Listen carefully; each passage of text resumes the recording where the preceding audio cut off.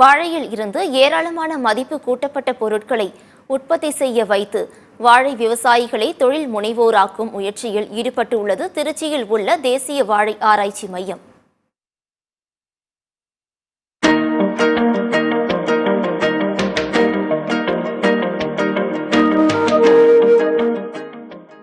தேசிய வாழை ஆராய்ச்சி மையத்தின் 31ஆம் ஆண்டு விழா மற்றும் விவசாயிகள் தின விழா திருச்சி தேசிய வாழை ஆராய்ச்சி மையத்தில் நடைபெற்றது. அதன் இயக்குநர் செல்வராஜன் தலைமையில் நடைபெற்ற விழாவில் திருச்சி, தேனி, கடலூர், தஞ்சாவூர் உள்ளிட்ட தமிழகத்தின் பல்வேறு மாவட்டங்களில் விவசாயிகள் உற்பத்தி செய்கிற 100க்கும் மேற்பட்ட வாழைத்தார் ரகங்கள் விழா அரங்கில் காட்சிப்படுத்தினார்கள். அதில் குறிப்பாக தேனியிலிருந்து கொண்டுவரப்பட்ட கிரேட் நயன் என்ற பச்சை நாடான வாழைத்தார் 15 சீப்புகளுடன் 282 வாழைக்காய்களுடன் மிக சிறப்பாக காட்சிப்படுத்தப்பட்டது. மேலும் செவ்வாழை, நேந்திரம், பூவன், பச்சை ரகங்கள், ஏலரிசி, நெய்பூவன் உள்ளிட்ட 100க்கும் மேற்பட்ட வாழை ரகங்கள் கண்காட்சியில் இடம்பெற்றுள்ளன. தேசிய வாழை ஆராய்ச்சி மையம் மூலம் ஒவ்வொரு ஆண்டும் 3,50,000 டன் வாழைத்தார்கள் வெளிநாடுகளுக்கு ஏற்றுமதி செய்யப்படுகிறது. இதற்காக 200க்கும் மேற்பட்ட விவசாயிகளுக்கு உரிமம் வழங்கியுள்ளதாகவும் அதனை 1000ஆக உயர்த்தப்படும் என்கிறார் தேசிய வாழை ஆராய்ச்சி மையத்தின் இயக்குநர் செல்வராஜன்.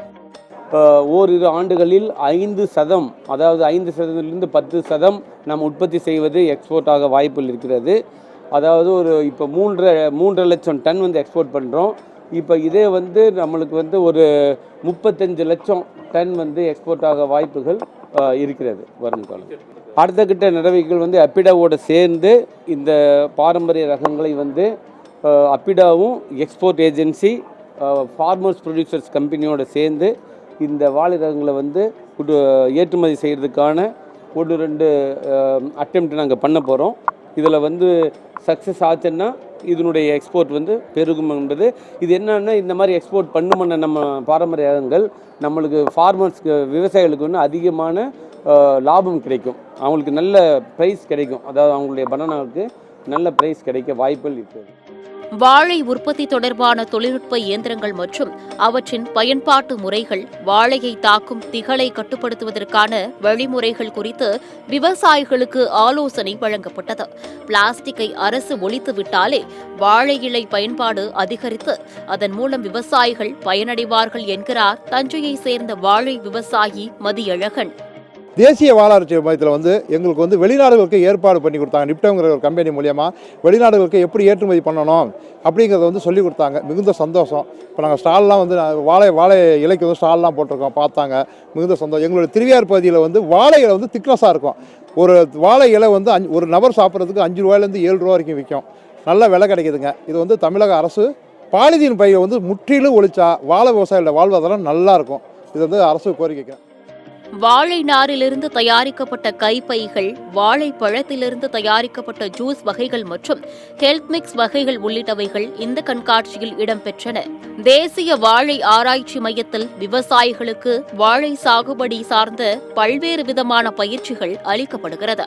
குறிப்பாக தொழில்நுட்பங்கள் மூலம் வாழை உற்பத்தி செய்வதற்காக பயிற்சிகள், மதிப்பு கூட்டப்பட்ட பொருட்கள் தயாரிப்பிற்கான பயிற்சிகள் அளிக்கப்படுகின்றன. மதிப்பு கூட்டப்பட்ட பொருட்கள் செய்கிறாங்க. அதில் சேலைகள், ஜாக்கெட்டு, சட்டை இதெல்லாம் செய்கிறாங்க. தலையணை விரிப்பு இதெல்லாம் பார்த்தீங்கன்னா சுய உதவி குழுக்கெல்லாம் ட்ரைனிங் கொடுத்து அவங்க வாழ்வாதாரத்தை மேம்படுத்தக்கூடிய வகையில் விற்பனை வாய்ப்பும் ஏற்படுத்தி தரதுனால நிறைய விவசாயிகள் நேரடியாக இந்த பயிற்சி எடுத்துகிட்டு பயன்படுறாங்க. அப்புறம் ட்ரோன் டெக்னாலஜி, ஆளில்லா விமானம் மருந்து அடிக்கிறதுக்கும் பூச்சி மருந்து தெளிக்கிறதுக்கெல்லாம் இந்த டெக்னாலஜியை இங்கே பயன்படுத்துகிறாங்க. விவசாயிகளுக்கும் பயிற்சி கொடுக்குறதாங்க. தேவைப்பட்ட விவசாயிகள் இங்கே அந்த ட்ரோனை எடுத்துகிட்டு போய் அவங்கவுங்க வயலில் தெளிச்சிக்கிறதுக்கும் வாடகைக்கும் தர்றாங்க. அந்த வகையில் விவசாயிகள்லாம் நாங்கள் நிறைய எடுத்துகிட்டு போய் பயன்பெற்றிருக்கிறோம். நடப்பாண்டில் விவசாயிகள் சாகுபடி செய்யும் வகையில் காவேரி, காஞ்சன் என்ற புதிய வாழை ரகம் வெளியிடப்பட்டுள்ளது.